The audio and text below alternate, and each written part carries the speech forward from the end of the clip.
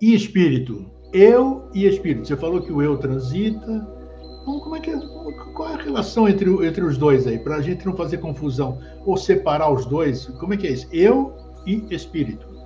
O espírito é só a vestimenta da alma para que haja a acoplagem de um eu. Vou dizer de novo. Kardec, quando produziu o Livro dos Espíritos, na introdução ele disse, eu não vou fazer distinção do conceito entre alma e espírito, porque nós aqui em Paris usamos alma e espírito, cada um usa e dá a concepção que quer.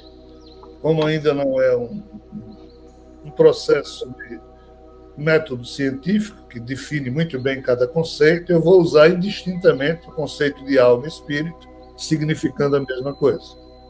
Mas, para o que a gente está aqui agora dizendo, a gente tem que fazer a distinção entre alma e espírito. Sim. Alma seria exatamente a condição átmica daqueles seres perfeitos que vivem no paraíso.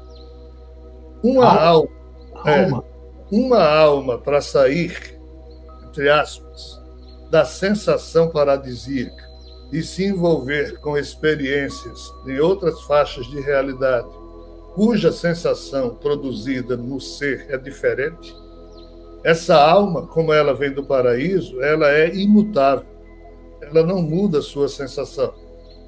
Então, ela se investe de um espírito cuja condição de vestimenta espiritual permite que haja um processo epifenomenológico, que é a produção de um eu via o corpo espiritual que está investindo a alma, que permite àquele ser a experienciar uma sensação diferente da que é comum ao paraíso. Então, os eus existem, e por isso muitas vestimentas espirituais existem, ou existiram lá atrás, para permitir às almas do paraíso experienciarem dentro da cebola que eu estou falando, as sensações diversas que existem dentro do contexto do paraíso.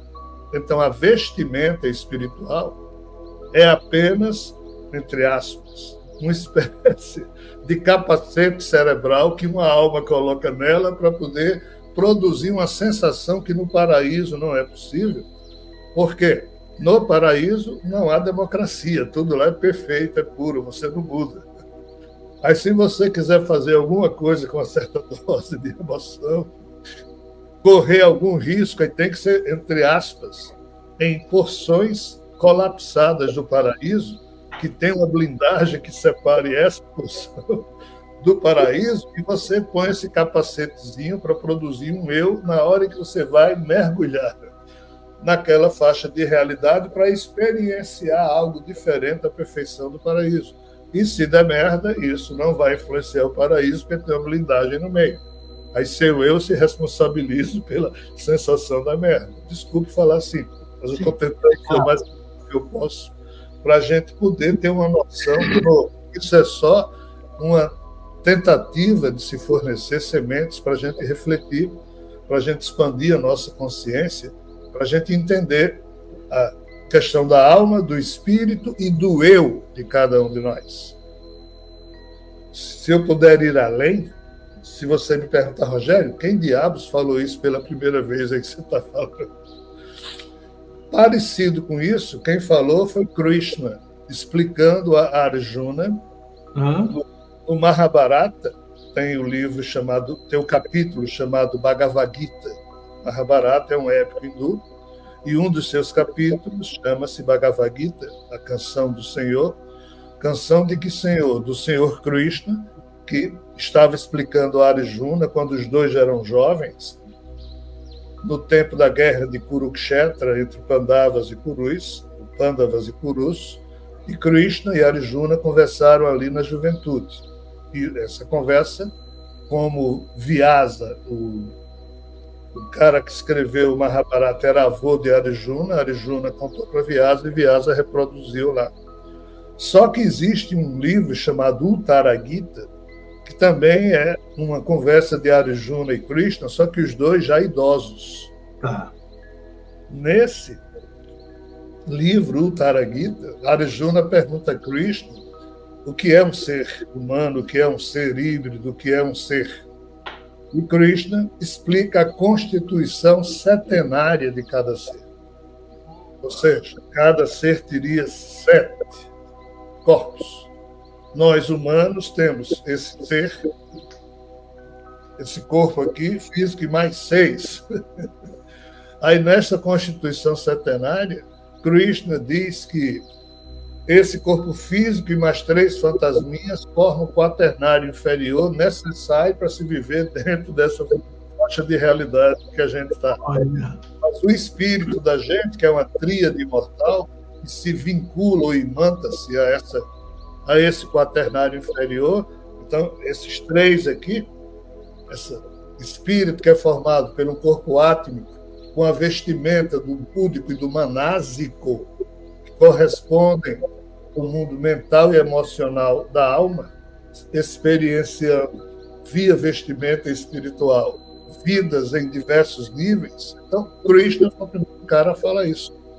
Os Upanishads avaliam, abordam isso, e eu apenas acrescento uma ou outra coisa no sentido de tentar explicar o porquê de ter havido essa movimentação no paraíso, no sentido de criar faixas de realidade, onde a vida se expressa fora do padrão de perfeição do paraíso. Você falou coisas hoje que eu nunca ouvi, nunca tinha ouvido antes, né? Principalmente me chamou a atenção essa questão, essa explicação que você deu na questão da alma, que eu sempre soube que a alma era fabricada pela personalidade.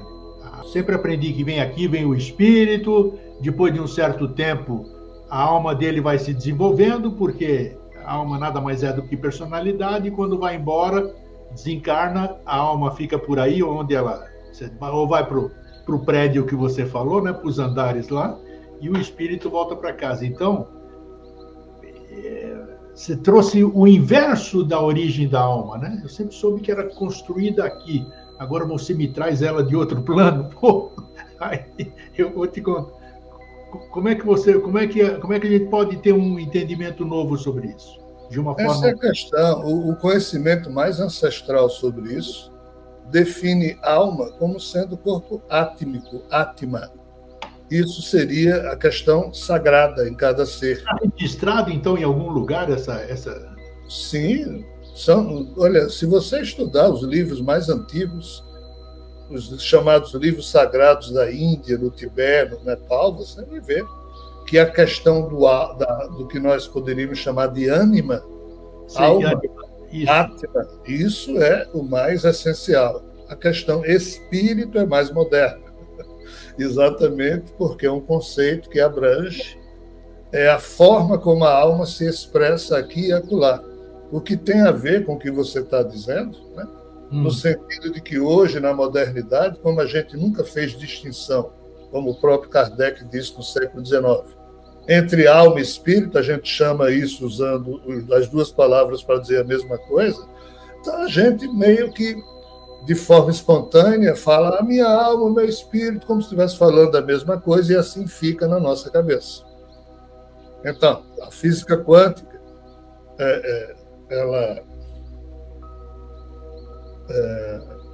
até hoje os físicos quânticos discutem se o eu humano, sim, se a alma humana, o espírito humano, é algo produzido pela pulsação das células, ou seja, é algo que é produzido pelo nosso cérebro, ou se o nosso cérebro já foi algo ordenado pela nossa consciência, que vibrou sobre a energia, e a energia, então, se comportou de tal forma com suas frequências para produzir esse cérebro.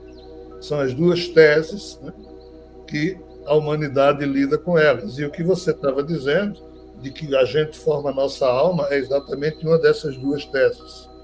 Mas essa é a questão, Eustáquio, porque isso não tem uma definição, não sim, é um tema científico.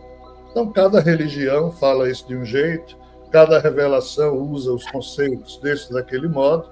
Como eu disse, esse é um assunto que precisa ficar em aberto, porque só no futuro as gerações humanas mais livres de preconceitos ou de dogmas, ou que possa expandir a sua consciência e compreender isso mais livremente, poderá pontificar a respeito com mais segurança.